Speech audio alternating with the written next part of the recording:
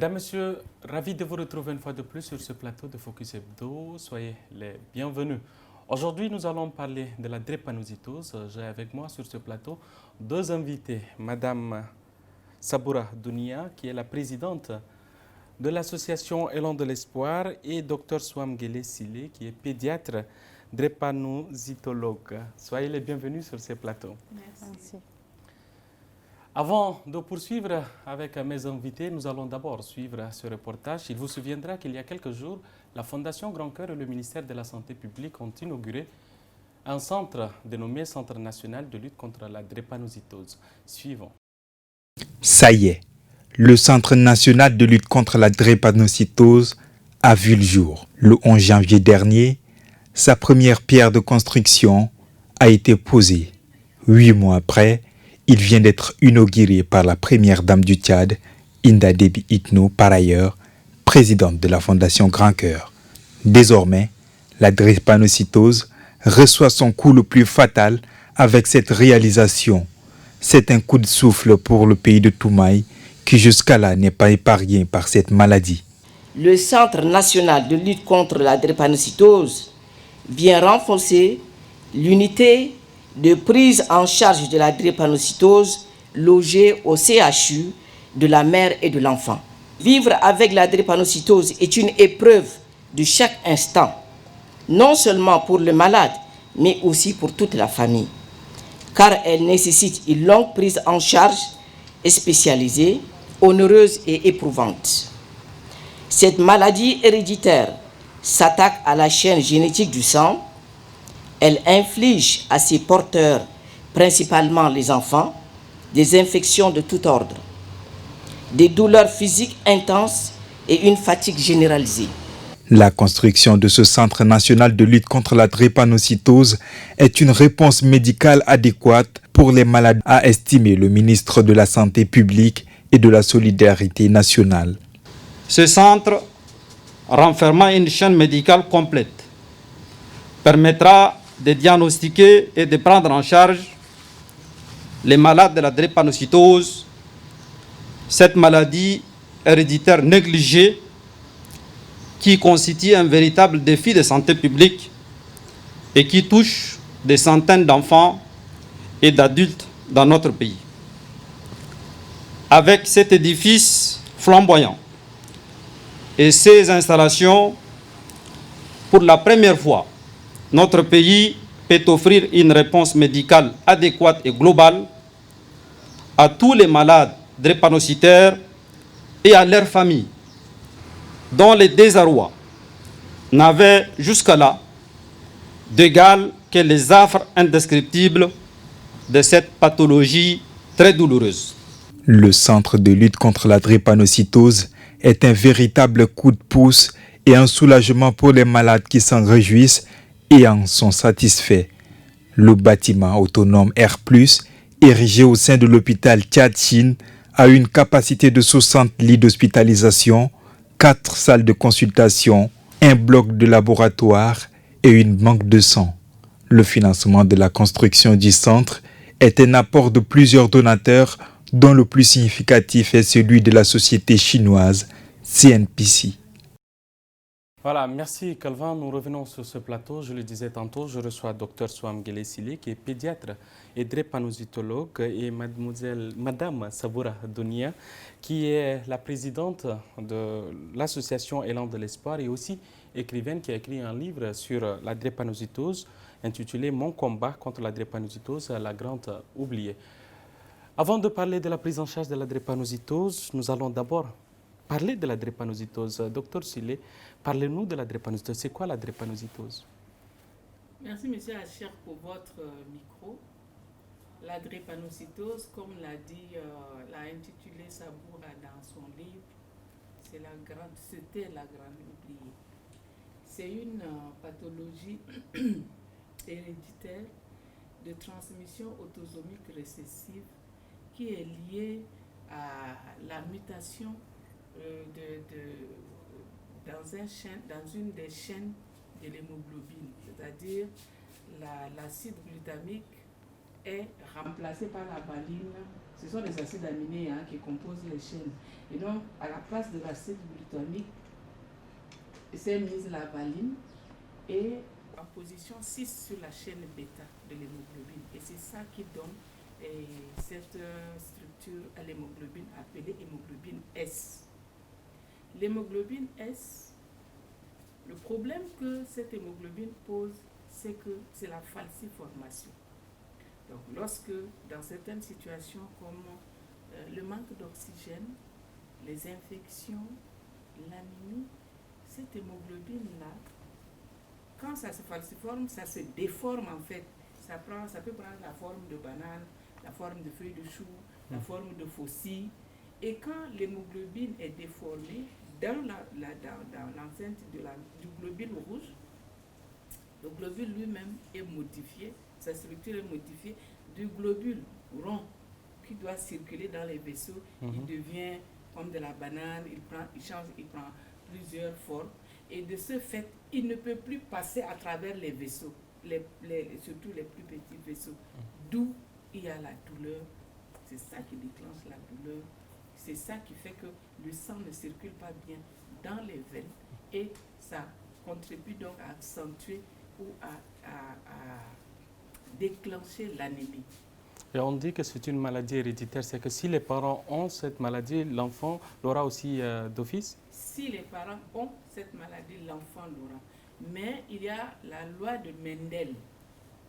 C'est la loi dans la redistribution des gènes des parents aux enfants.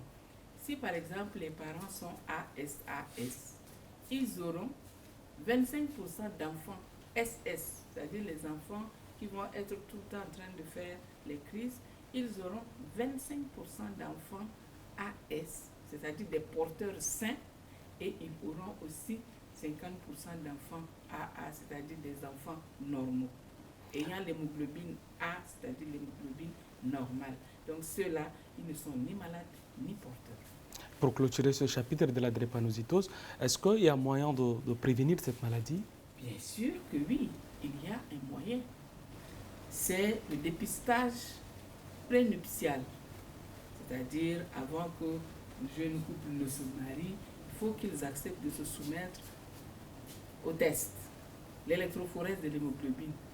Donc si les résultats, on peut dire aux mariés de ne pas se marier, en quelque sorte. Mais si aux futurs mariés de ne pas se marier. En fait, c'était ça. Mais maintenant, on n'est plus dans ça. C'est-à-dire, ils peuvent se marier. Mais c'est l'attention qui doit être de mise. Si cette femme est porteur du gène et que son conjoint est porteur du gène, comme je l'expliquais tout à l'heure, il se peut qu'ils aient aussi des enfants qui seront appelés homozygotes, c'est-à-dire les enfants SS, ceux qui seront tout le temps malades. Dans ce cas-là, dès que la femme est enceinte, elle doit bénéficier d'un suivi régulier. Et à l'accouchement, dès la naissance, le bébé doit être testé dans la période néonatale. Et maintenant, cet enfant-là, si il est porteur ou comment on appelle, si il a un syndrome drépanocytaire majeur, c'est-à-dire qu'il est soit SS, soit SC, soit S-bêta-thalassémie, il faut le suivre de façon méticuleuse en lui donnant les médicaments qu'il faut, en surveillant ses vaccins, etc., etc.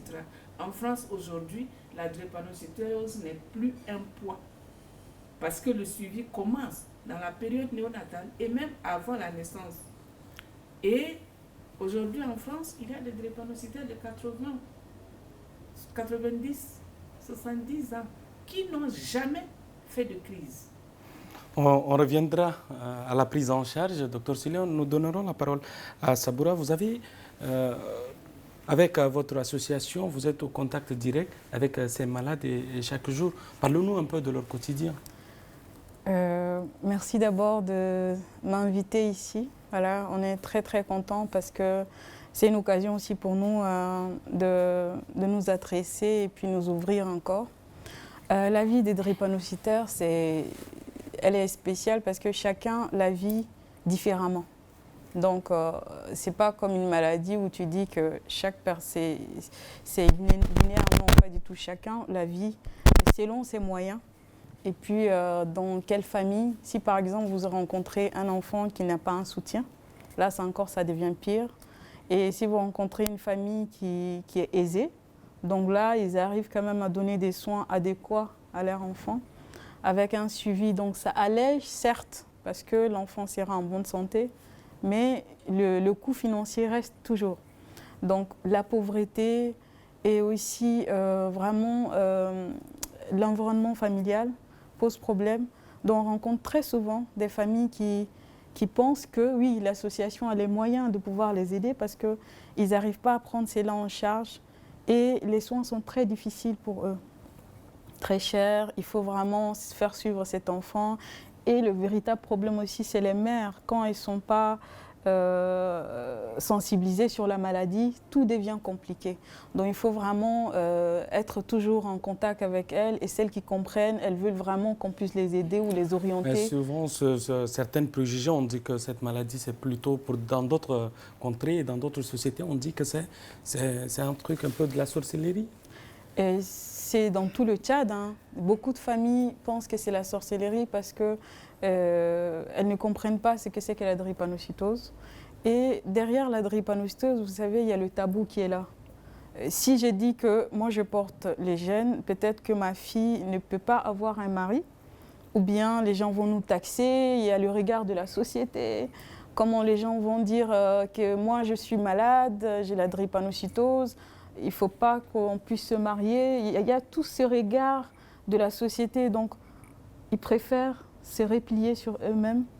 Et donc, pour sortir du ghetto maintenant, il faut que les associations puissent vraiment se lever et pouvoir les orienter vers les médecins pour les sauver. Voilà. Docteur Silé, vous suivez ces malades depuis quelques années. 17 ans. Depuis 17 ans, merci de le rappeler. Ils viennent chaque jour vous trouver, d'abord en tant qu'être humain, quand vous les voyez avec ces douleurs. Quelle est votre réaction? Ma première réaction, c'est une réaction de mère. Mais je me dis, il n'est pas là parce que c'est un enfant, il est là parce qu'il a mal. Donc, la réaction de médecin prend le dessus. Voilà. Mais c'est des enfants, il faut pouvoir il faut aller avec eux pour comprendre ce qu'ils vivent. Et non seulement eux, vous savez, dans la psychologie de l'enfant, on dit que l'enfant reflète la douleur de la mère. En pédiatrie, quand une maman arrive et dit mon bébé ne mange pas. Mais qu'est-ce qu'il y a? Pourquoi il ne mange pas? On essaie de le déparasiter, de faire les médicaments contre les vers, parce que les enfants ils sont tout le temps par terre, les mains dans la bouche, donc ils sont des polyparasités, on leur donne les vers, ensuite on donne des médicaments qui vont stimuler un peu l'appétit. Cette même mère, elle revient.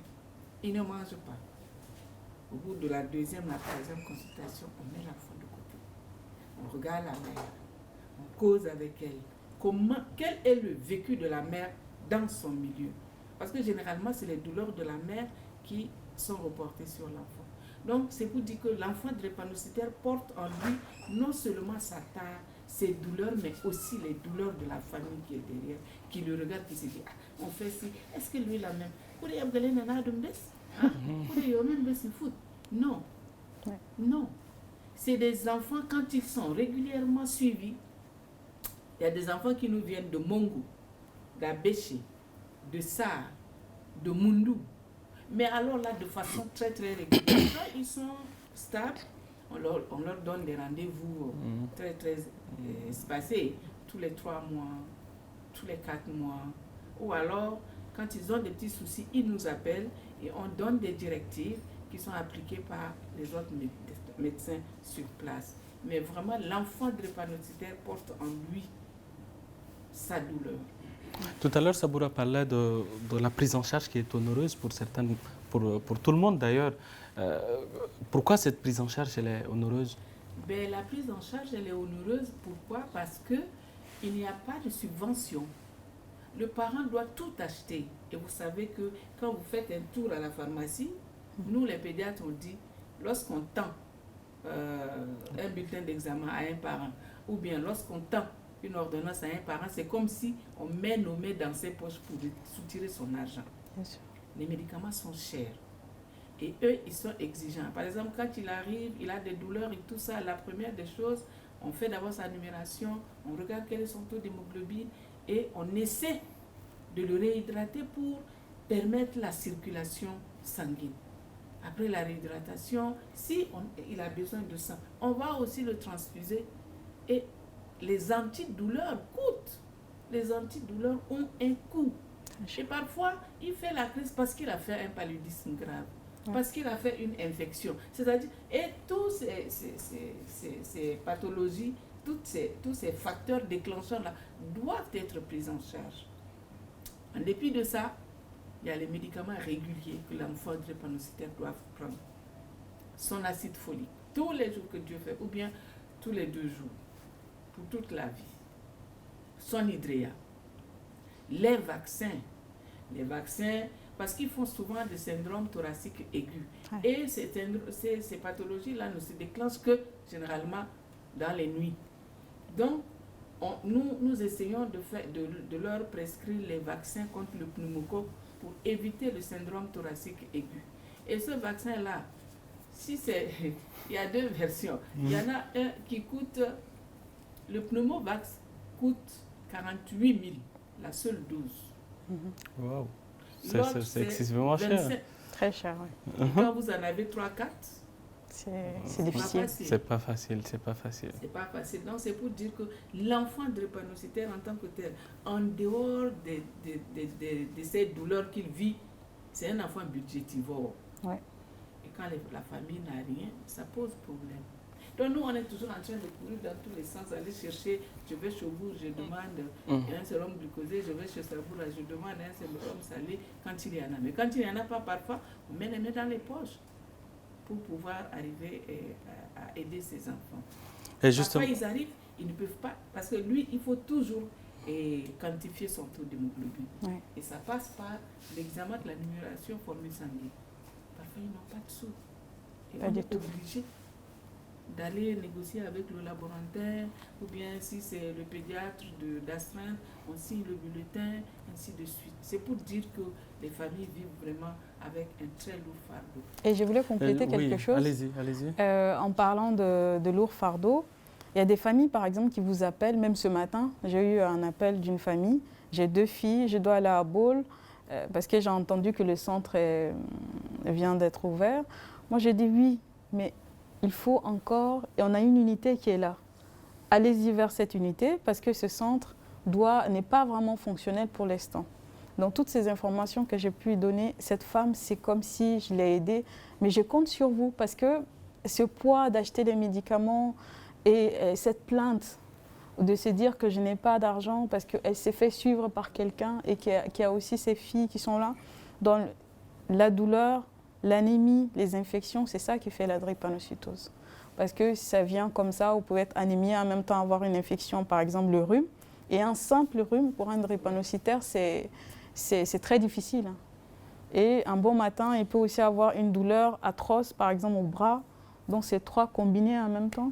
Il faut être hospitalisé, il faut avoir vraiment l'argent. Et là, il faut se diriger vers un médecin vraiment qui travaille. Et je salue en même temps le travail de Dr Silé parce que quand on oriente les enfants, franchement, ils en sortent quand même heureux. Et c'est ce dessin, ce sourire qu'on essaie de dessiner sur le visage. Et grâce, on espère, à ce centre, où aujourd'hui c'est un soulagement. Et on espère que ça sera un soulagement total pour toutes ces familles. Et justement, par rapport à ce centre et à l'unité mise en place par la Fondation Grand Cœur, Élan d'Espoir est aussi partenaire de cette organisation. Ouais. Qu'est-ce que vous faites concrètement à travers votre organisation pour soulager un peu les malades? On essaie de faire beaucoup de choses. Par exemple, on a eu à faire plein d'activités l'année dernière, même cette année. Le 19 juin, c'est la journée internationale de lutte contre la drépanocytose. Donc, on essaie d'amener les enfants drépanocytaires et non drépanocytaires à jouer ensemble. Parce que sur le terrain, on les voit, ils se ressemblent tous. C'est une maladie invisible qui est à l'intérieur. Mais le jour où il fait sa crise, tu te poses des questions, mais tout à l'heure on était ensemble, mais pourquoi il fait sa crise? Tu ne comprends pas pourquoi cet enfant-là, du coup il s'élève, il fait sa crise, et s'il n'est pas pris en charge, il peut partir devant toi en quelques secondes.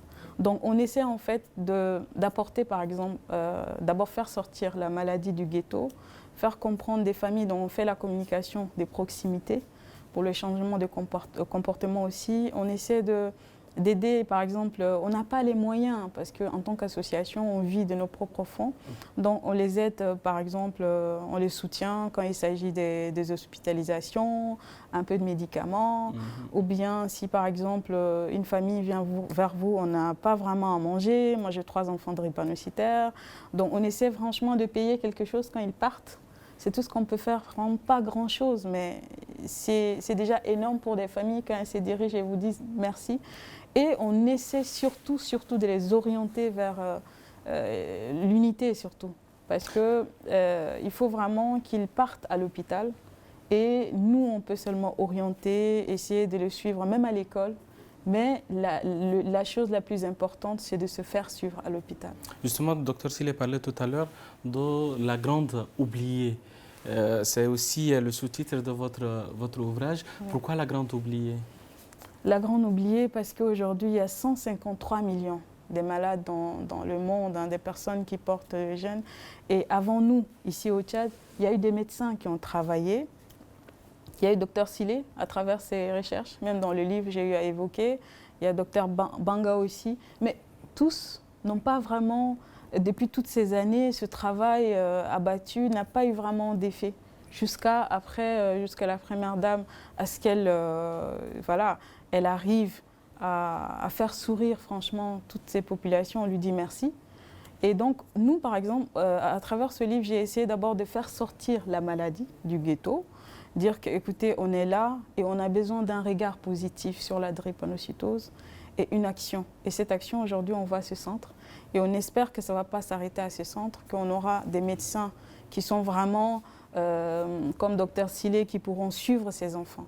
Parce que suivre un drépanocytaire, c'est toute une vie. Voilà, donc ce n'est pas aller se faire soigner aujourd'hui et rester demain, non.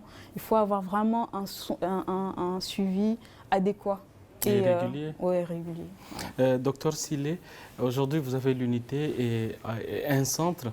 D'abord, le taux de prévalence des malades. Est-ce qu'on peut avoir les statistiques en chiffres de ceux qui sont porteurs de cette maladie? La prévalence nationale, nous ne l'avons pas encore. Mais puisque le Tchad est situé dans la ceinture cyclémique, on lui applique la prévalence de 25 à 30%, qui est la prévalence de cette zone.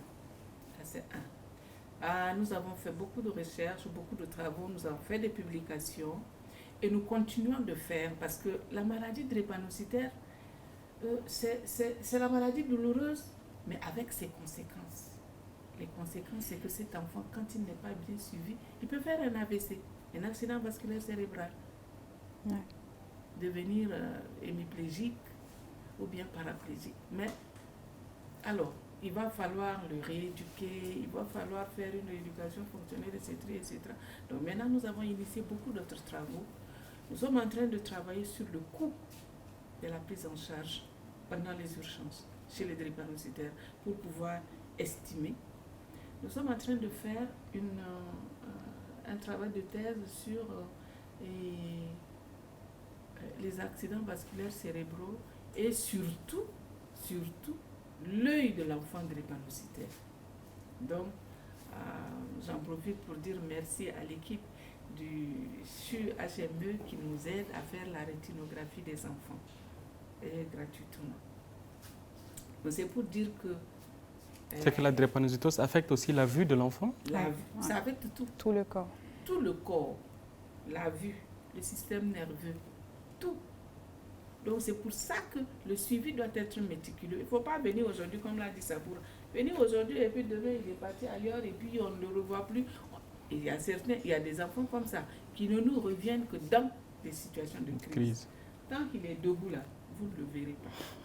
Et ça, c'est pas bon. Justement, tout ça, c'est dû à la méconnaissance même de la pathologie. C'est dû à la méconnaissance de la pathologie. Donc, ces structures que nous venons d'avoir a constitué pour nous une bouffée d'oxygène. Parce que ça fait 17 ans que nous écrivons, que nous parlons. Mais aujourd'hui, Dieu a fait grâce à ces enfants par l'intermédiaire de la première dame. Parce que la dernière fois, quand je faisais ma publication, j'ai dit oui, ce fut une maladie orpheline, mais aujourd'hui non, parce qu'elle a une marraine sûre, qui est la première dame. Nous lui disons merci parce qu'elle a eu une oreille attentive pour cette pathologie-là, pour ses enfants. Et nous pensons que nos unités vont se multiplier parce que tout à l'heure, je vous avais dit qu'il y a des enfants qui venaient de partout. Exactement. De Mongo, d'Abéché, de partout. Donc il faudrait que... On délocalise un peu les unités dans les différentes provinces. C'est ça. Parce que vous savez que nous aussi, 1 284 000 km² là, c'est gros. Hein? Donc pour parcourir ça, et parfois les routes ne sont pas bonnes avec l'état de santé de ces enfants. Inch'Allah, je pense que comme Dieu a déjà commencé par ouvrir, ça va avancer. Saboura, il y a une unité, un centre maintenant national de lutte contre la drépanocytose. Alors, quelles sont les attentes de ces malades? À part ces 2 structures de prise en charge, bien sûr. Et c'est comme disait Dr Silé, c'est d'autres unités dans tout le pays. Ça, c'est vraiment ce qu'on attend parce que les malades sont, c'est vrai, en N'Djamena, mais il y a d'autres qui sont à l'intérieur. Et je connais une maman qui a 3 enfants, qui vient de Moundou. L'année dernière, elle était là pour la journée internationale, mais cette année, elle n'a pas pu avec Covid. Et quand elle se déplace comme ça, c'est quand même énorme. Donc c'est qu'aujourd'hui, on attend, en fait les malades attendent, c'est vraiment la prise en charge. Même si ce n'est pas à 100%, mais au moins à 80%. Que même s'ils arrivent, ils peuvent payer un peu parce que la plupart de ces drépanocytaires sont démunis. Ils n'ont pas l'argent et ils sont nombreux à la maison. D'abord, ils n'arrivent pas à se nourrir correctement. Et or, un drépanocytaire doit manger, doit boire. Et comme disait Dr Silé, parlons des AVC, en fait, parfois même à 2 ans, on peut avoir l'AVC. Et on peut avoir une insuffisance rénale, un problème cardiaque. Il peut mourir à tout moment, il peut partir s'il n'est pas en fait suivi. Donc la drépanocytose, c'est une maladie très compliquée. C'est une panoplie de problèmes qui sont dans la drépanocytose. Docteur Silé, depuis 17 ans, vous travaillez avec les enfants sur cette maladie. Quel est le soutien maintenant de l'État? Le soutien de l'État, il y a les structures qui sont là, il y a le personnel qui est là, mais le reste, c'est les parents qui supportent. Et ce que j'ai oublié de dire, et c'est ça qui est le nœud de toute notre difficulté ici au Tchad, c'est que tous ces enfants que nous suivons, c'est des enfants qui sont venus à nous après avoir présenté plusieurs syndromes drépanocytaires majeurs. Ils ont déjà fait plusieurs crises. Ils ont déjà été transfusés plusieurs fois. Donc, le suivi devient un peu difficile. Et j'ai oublié tout à l'heure de souligner que nous sommes en train d'initier un travail sur le dépistage néonatal, c'est-à-dire la prise en charge précoce. Donc, nous voulons dépister les femmes enceintes. Et toutes celles qui seront porteuses de la tare, on va dépister leur bébé à la naissance, puisque nous ne connaîtrons pas le statut du père. Au moins, même si la mère, elle n'est pas une porteuse, elle n'a pas un syndrome drépanocytaire majeur, mais si elle est simplement une porteuse de la tare, on dépiste son bébé et on le prend depuis le berceau en charge pour voir où est-ce que nous allons arriver. Alors, si vous avez aujourd'hui un souhait, ça serait lequel pour les malades, pour votre structure? Un souhait, c'est, comme l'a dit Saboura tout à l'heure, la subvention de la prise en charge. Si l'État peut nous aider, en plus des efforts qu'il fait, si l'État peut nous aider, ou bien si les partenaires peuvent nous aider à assurer je disais tout à l'heure, la subvention de la prise en charge, c'est-à-dire réduire le coût, réduire le poids de la prise en charge aux parents, ce serait une lueur d'espoir. Et vous, Saboura? Nous, en tant qu'association, c'est beaucoup. On voudrait vraiment que l'État et les organisations aussi internationales, et surtout Grand Cœur, puissent nous soutenir. que ce soit pas seulement financièrement, mais aussi franchement à être là de façon technique ou encore matériellement.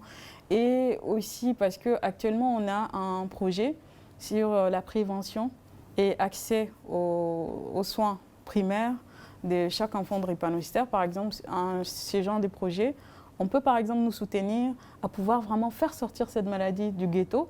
Parce que nous, en tant qu'association, si le travail qu'on peut faire sur le terrain, c'est amener ces personnes-là à pouvoir comprendre que la drépanocytose est une maladie comme toute autre. Et aujourd'hui, on a un centre qui peut vraiment les prendre en charge et de pouvoir s'orienter vers les bons médecins. Donc vraiment, chez nous, c'est le partenariat qu'on attend et aussi l'aide des organisations internationales, en particulier la Première Dame qui a un grand cœur, qui est cette héroïne des temps modernes, qui vraiment, à travers toutes ces actions, le meilleur et aujourd'hui la meilleure action pour moi, c'est ce centre. C'est vraiment, c'est le soulagement, c'est une mère qui te dit merci quoi, à travers cette association. On vous dit tous les jours bonjour, c'est pour vous remercier parce que ce centre a été créé comme si c'était moi et ça me fait plaisir tous les jours de recevoir des messages. Donc vraiment on profite au nom de l'association pour lui dire merci. Un mot de fin, Dr Céline? Un mot de fin, je voulais que nous soyons et nous serrons les coudes avec les associatives. Parce qu'en dehors de la prise en charge médicale, il y a la prise en charge psychosociale aussi, dont l'enfant drépanocytaire doit bénéficier. Et si nous regardons, si nous faisons des copier-coller par rapport au VIH, il y a les conseillers psychosociaux qui sont eux-mêmes des malades ou bien des personnes exposées et qui nous accompagnent dans ça, qui nous aident à faire facilement le diagnostic en faisant la sensibilisation dans le milieu ou alors en faisant la sensibilisation des patients, des clients que nous recevons. Donc nous voulons aussi faire ce travail-là ensemble avec les associatives et que les associatives nous aident aussi à pouvoir imposer le dépistage prénuptial. Il y a beaucoup de maladies. Il y a le VIH. Justement, par rapport à ce dépistage, ça se fait comment? Non, ça veut dire que si... Parce que peut-être il y a un coût et peut-être les jeunes mariés refusent d'aller le faire. Oui, il y a un coût pour l'instant. Il y a un coût, mais le problème chez nous, ce n'est pas le coût. C'est qu'on a décidé, on y va. C'est tout. C'est tout. Donc il faut... Mais justement, il faut aussi amener les gens à comprendre la chose. C'est ça. Parce que vous savez, une femme enceinte, quand elle arrive, vous lui demandez un bilan. Si vous lui avez bien expliqué, quel que soit le coût, elle va se battre. Même si elle les fait un à un les examens, elle se battra parce qu'il s'agit de sa vie et de la vie de l'être qu'elle porte. Mais si vous lui tendez seulement, comme cette feuille-là, je vous dis, monsieur Acher, bon, que votre femme fasse ces examens-là, sans expliquer, mais ça va être difficile, même si vous avez les sous. Vous ne comprendrez pas pourquoi je demande tous ces examens-là. Donc, il faudrait vraiment que la drépanocytose sorte de l'ombre. Il faut qu'elle soit au grand jour, sous la lumière, sous le soleil, et que chaque Tchadien puisse comprendre ce que c'est que la drépanocytose. C'est ça. Et ça, si on arrive là, la lutte sera plus que facile. Est-ce qu'on espère un jour le Fonds national de lutte contre la drépanocytose? Oui, pourquoi pas. On a espéré l'unité, le centre, nous l'avons. Donc on espère aussi pour le fonds. Ça vous aurait un mot de fin alors? C'est la même chose, hein. Je ne fais que compléter. C'est aussi franchement de faire sortir la maladie de l'oubli. Donc d'aider vraiment les associations à pouvoir vraiment faire leur travail sur le terrain. Et nous, à notre place, voilà, c'est de pouvoir orienter ces malades vers les centres adéquats. Voilà. Merci d'avoir accepté notre invitation. C'est à nous de vous remercier. Dépistage, Fonds national de lutte contre la drépanocytose, faire sortir la drépanocytose au grand jour. C'est sur ces 3 mots que referme cette émission. Merci de l'avoir suivi. Restez en compagnie des programmes de Toumaï Télévision. Au revoir.